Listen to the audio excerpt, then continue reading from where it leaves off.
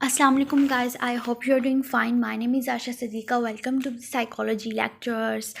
तो अब हम लोग कर रहे थे न्यूरोफिजियोलॉजी हम सेंट्रल नर्वस सिस्टम देख रहे थे। सेंट्रल नर्वस सिस्टम ने हमने सबसे पहले देखा ब्रेन को, क्योंकि सेंट्रल नर्वस सिस्टम 2 पार्ट्स में डिवाइड करते हैं हम लोग जब हम उसको रीड करते हैं। ठीक है, रीडिंग और समझने के बेस पे हम वैसे वो ब्रेन एंड स्पाइनल कोड है जिसको हम सेंट्रल नर्वस सिस्टम कहते हैं। तो हम उसको 2 पार्ट्स में ब्रेन को अलग और स्पाइनल कॉर्ड को अलग अलग डील करते हैं। तो अभी हम ब्रेन में थे, हमने ब्रेन का पार्ट जो सा वो फोर ब्रेन कवर किया, जो कि मेजर डिवीजन है fore brain, mid brain and hind brain. हमने अभी तक फोर ब्रेन कवर किया। फोर ब्रेन में हम लोगों ने आगे देखी थी उसकी सब डिवीजन्स जो सी थी टेलीसेफ्लॉन एंड डायसेफ्लॉन। टेलीसेफ्लॉन में हम लोगों ने cerebral cortex, limbic system and basal nuclei discuss किया था। डायसेफ्लॉन में हम लोगों ने थैलेमस, हाइपोथैलेमस कवर किया था। अब हम लोग मिड ब्रेन कवर कर रहे हैं जो कि है मेसेंसेफ्लॉन में। अब हमने एक सेरेब्रल एक्वेडक्ट पढ़ा था जब हम वेंट्रिकल्स कवर कर रहे थे, वहाँ पे हम लोगों ने ये एक टर्म पढ़ी थी जिसको मैंने आपको समझाया था। तो अब सेरेब्रल एक्वेडक्ट होती है, एक नैरो सी ट्यूब होती है जो कि थर्ड वेंट्रिकल से फोर वेंट्रिकल से पास हो रही होती है।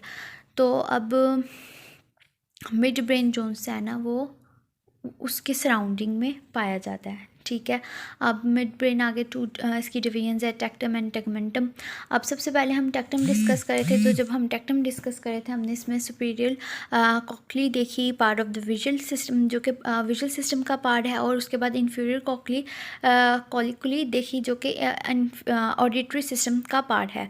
और हमने कहा कि ये 4 बम्प्स की शक्ल में अपीयर होती है ऑन द डोर्सल सरफेस। अब ये जो से बम्प्स हैं ये मैं बना के दिखाती हूँ।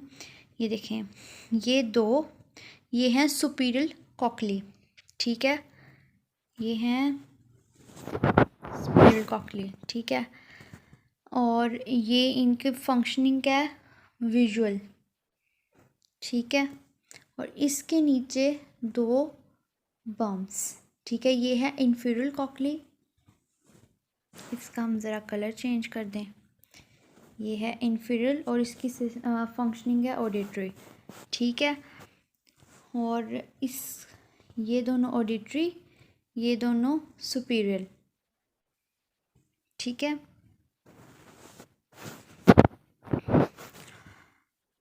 तो अब आई होप कि आपको ये समझ आ गया हो।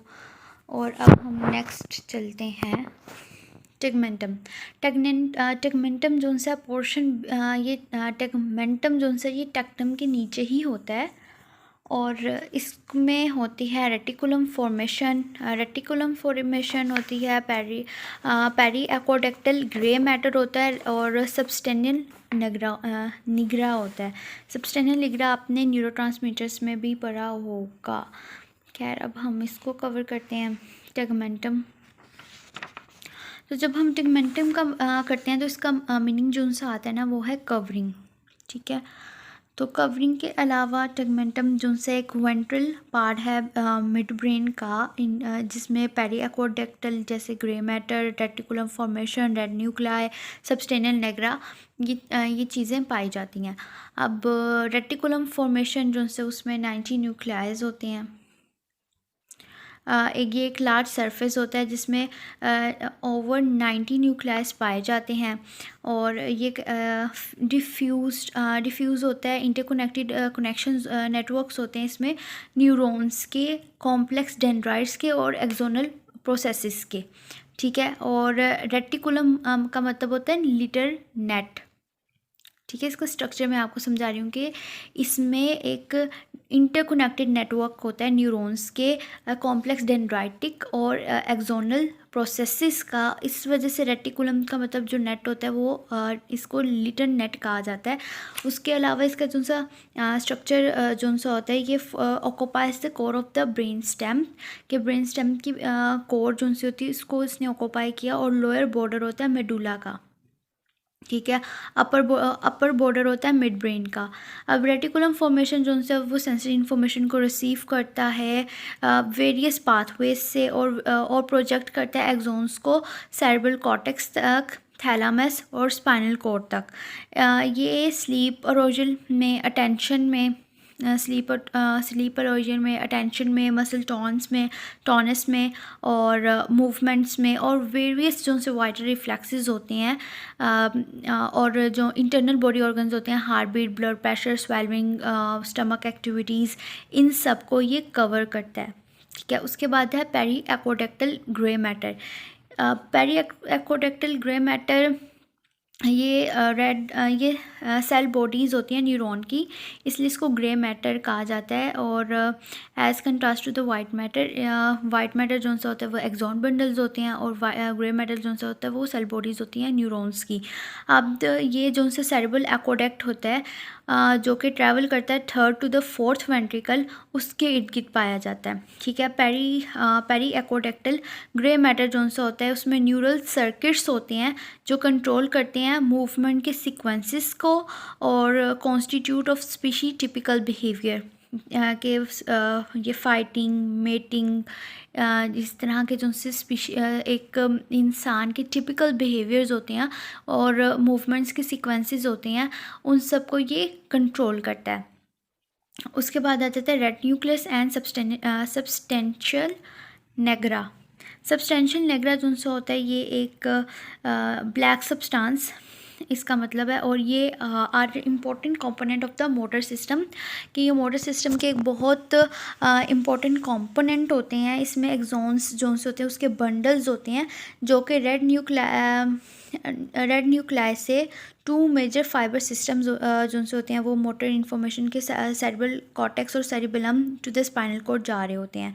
ठीक है, सेरिब्रल कॉर्टेक्स एंड सेरिबेलम से स्पाइनल कॉर्ड तक इसके मोटर इन्फॉर्मेशन को ट्रांसफ़र करने के लिए 2 मेजर फाइबर सिस्टम्स जो से वो जा रहे होते हैं। और जो सा सब्सटेंशियल निगरा होता है वो उसके अंदर न्यूरॉन्स जो से होते हैं वो एक्सोन्स होते हैं जो प्रोजेक्ट करते हैं कॉर्डेट न्यूक्लियस एंड पुट्टामेन जो सा होता है वो मैंने पीछे डिस्कस किया था जब हमने बेसल न्यूक्लियाई किया था, कि पुट्टामेन की फंक्शनिंग भी हम लोगों ने डिस्कस की थी। अब आपको याद है कि नहीं, पुट्टामेन जो सा है उसकी फंक्शनिंग जो हमने मेजर पढ़ी थी वो यही थी कि वो हेल्प आउट करता है मूवमेंट्स में। ठीक है, मूवमेंट्स को रेगुलेट करता है, तो उसमें यही इसके भी यही फंक्शनिंग है कि ये पुट्टामेन को रेगुलेट करता है। और कॉर्डेट न्यूक्लियस को भी हमने पढ़ा था। कॉर्डेट न्यूक्लियस जो सा होता है वो planning and execution of nucleus होती है, रोमांटिक इंट्रैक्शंस आती हैं कॉर्डेट न्यूक्लियस में, मोटिवेशन, लर्निंग, रिवॉर्ड, इमोशंस, ये सब कॉर्डेट न्यूक्लियस में आती हैं।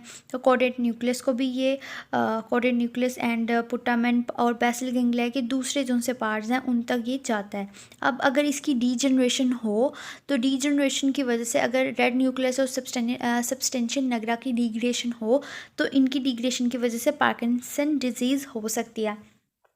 और एक न्यूक्लियस या न्यूरॉन के, अब एक न्यूरॉन के डिग्रेडेशन की वजूहात मतलब रीजंस क्या हो सकती हैं, कोजेस क्या हो सकती हैं, इंजरीज हो सकती हैं, एक्सीडेंट्स हो सकते हैं, कोई भी डिजीज़ हो सकती है, और कुछ भी एक्सीडेंट डिजीज़, और ये एज फैक्टर भी इसमें आ सकता है कि किसी एज फैक्टर की वजह से वो डिग्रेडेशन होनी शुरू हो गई है।